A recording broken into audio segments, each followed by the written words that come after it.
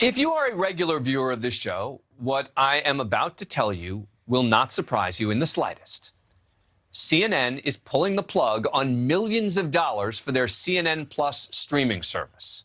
According to new reporting from Axios today, Warner Brothers Discovery, the new parent company, suspended all external advertising spending for the new service and laid off CNN's longtime chief financial officer. The news comes on the heels of what we told you last week, that Warner Brothers Discovery was prepping for massive cuts to the new streaming service just weeks after launching it amid lagging download and subscriber numbers in CNN Plus's early days. CNN executives had reportedly expected to bring in about 2 million paid subscribers in CNN Plus's first year, expanding to between 15 and 18 million paying viewers, and then breaking even, of course, after 4 years, which seemed to me always absolutely crazy. What made them think the brand was that popular? 15 to 18 million? The network spent around $300 million on the service, including a sizable marketing budget, splashy hires like former Fox News star Chris Wallace, ESPN vets, Carrie Champion, and Jamel Hill, among others. Leaks from within CNN suggest CNN Plus has between 100 and 150,000 subscribers. But even if that's true, it's safe to assume that that number includes, let's call it, heavily discounted subscribers. I mean, CNN Plus is even offering early subscribers half off the nearly $6 a month price tag for life. Just not sure how long that life's going to be. According to app analytics firm Sensor Tower, which tracks how different apps perform across a variety of marketplaces, CNN Plus added about 18,000 installs on the day of launch. For context, remember short-form video platform Quibi, which existed for about 8 months in 2020? They had 300,000 app installs on its first day. In recent days, those whispers about CNN Plus's failures have grown into shouts. Not surprisingly, CNN executives continue to claim the streamer's launch has been successful and are frustrated that the service is being cut down just as it's getting out of the gate. Now, the parent company's executives seem to live on this planet and are said to be frustrated that CNN Plus even launched at all. I'm not going to say I told you so, but CNN Plus is clearly doomed.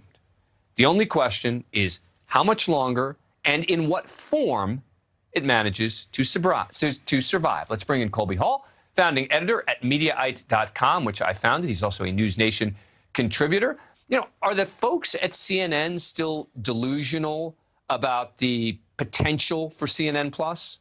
I think there may be some who get extra paychecks that would love to see it work out. But I think that they're coming to terms with it. And I think, candidly, like most of the people that really were behind this idea, a lot of them are gone. Remember that this plan was announced just over a year ago.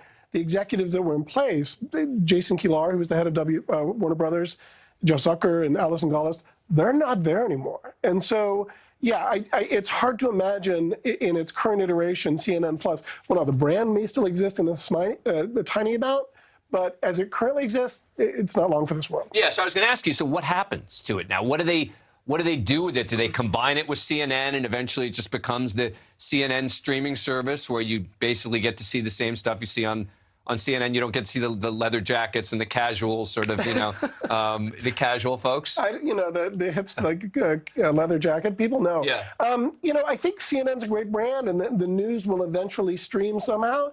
The tricky bit is that CNN is a wildly popular, profitable company because of these carriage deals that they make with cable providers. So right. They throw off $1 billion of profit every year. But those deals with, say, Charter, Spectrum, Comcast, they can't just put what they put on the cable channels. They can't just put it on the stream.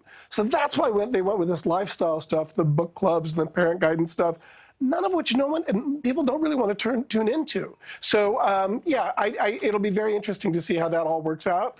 And those carriage deals are not forever. So they're also going to be renewed. And those relate to ratings, right? And so ratings become a critical factor in what amount you get from the cable providers. And so the fact that CNN's ratings have been going down and down and down is not a sort of good sign for the bigger picture of CNN. It's still the place to tune in for big news, and they'll always have that. How people consume that, still, but they just put a ton of money on a bet that was way, way early. And I wouldn't say, there's New Coke, the Edsel, there's Quibi. I wouldn't put CNN Plus as like the big marketing failure with them, but they're really close to that. Yeah. So, I feel bad for a lot of my friends there, but at the same time, there's a bit of schadenfreude because they came out so confident and cocksure that this was going to work out.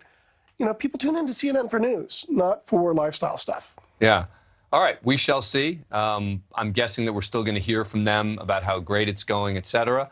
But it seems like they've finally got some people who are a little more realistic at the helm. Hope so. Let's hope so. Colby Hall, appreciate it. Thank you for watching. Click the red subscribe button below so you can get more of NewsNation's fact-driven, unbiased coverage.